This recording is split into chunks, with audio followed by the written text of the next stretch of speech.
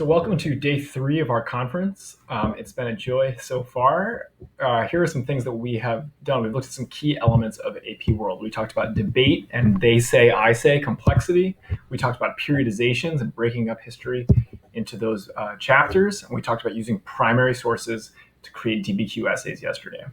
In this session, we're going to focus on two key features of the course. And one is the idea of making our students into excellent readers through close reading.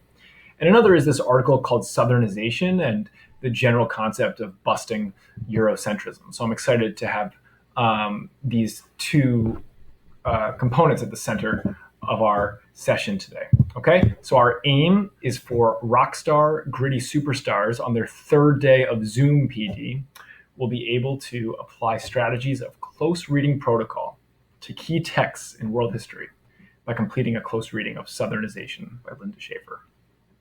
Okay, let that sit with you for a second.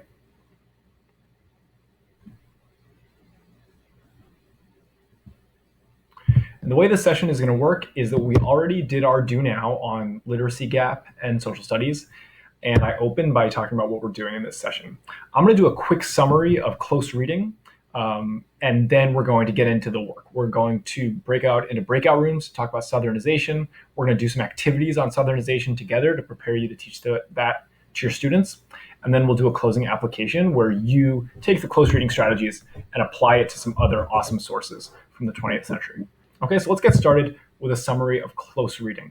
And I'm going to start with a confession, and that is that I do something really bad to my students, and I haven't really figured out the solution, but I give them a textbook at the beginning of the year, and I don't really teach them how to read it. I just kind of say, here's your textbook, and we're going to read it for homework. And the result of that is that my students don't really do their homework. Very few of them have a lot of success with it because they're already great readers, and most of them just copy other kids' work. And the reason for that is because I haven't prepped them to be strong readers. So it's incumbent on us to recognize that our students can't just be handed a text and said, go make meaning of this. We need to build scaffolds for them to access these texts. And so reading in social studies can be broken down into two types of reading where we give scaffolds for the students. And those are called close reading and historical reading.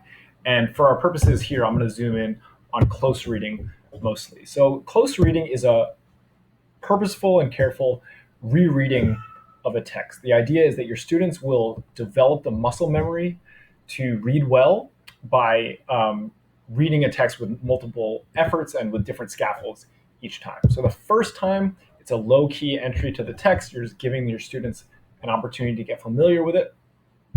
The second time, you want to reread it with adding some questions and some supports. And the third time, you ask your students to really make deeper meaning of it and fit it into their history course. Obviously, this is a big ask given the amount of content that we have to cover in AP World. So I think just a few times a year with some really key seminal texts will do the trick. I do this with Southernization in the fall, with Simón Bolívar's Jamaican letter during 1750 to 1900, and with some texts that we're going to see later during the 1900 to the present period. So just to build on that a little further, the first time you give the kids a text, you're just going to tell them to read and annotate for main ideas. The second time, you're going to tell them to reread it and answer these questions that are called text-dependent questions, questions that force them to go back into the text and make deeper meaning of what the author is saying.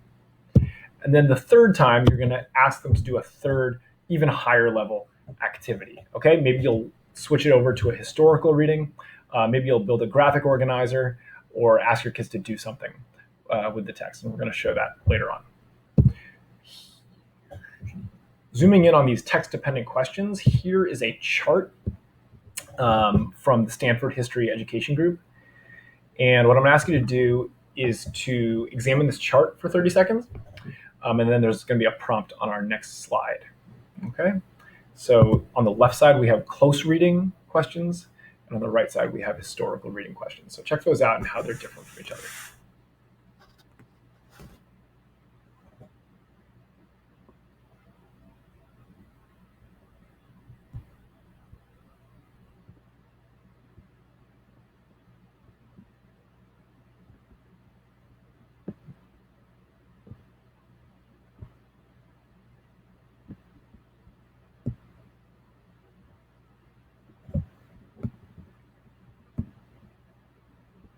And if you haven't yet, switch over to the other side and try to find the difference between close reading questions and historical reading questions.